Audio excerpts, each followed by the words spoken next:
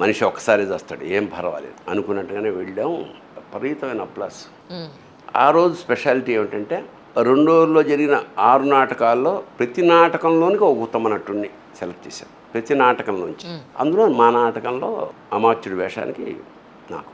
Okay. So that was the first time నాకు award అంటూ రావడం.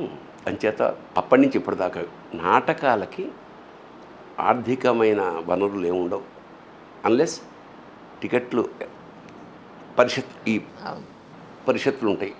అయితే అప్పట్లో అమౌంట్ కన్నా ఇప్పుడు దాదాపు సిఆర్సి కళా పరిషత్, సిఆర్సి కాటన్ కళా పరిషత్ అని 25 ఏళ్ల క్రితం రావులపాలెంలో సంస్థ ఏర్పాటు చేశాను.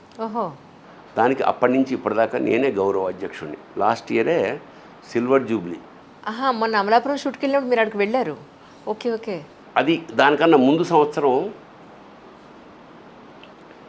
ఉత్తమ ప్రదర్శనకి యాక్చువల్గా జ్ఞానపీఠ అవార్డుకి కూడా 2 లక్షలే. కానీ దానికి మేము ఎంత ఇచ్చామంటే ఉత్తమ ప్రదర్శన 3 లక్షల రూపాయలు, రెండో ప్రదర్శన 2 లక్షల రూపాయలు, మూడో ప్రదర్శన 1 లక్ష రూపాయలు.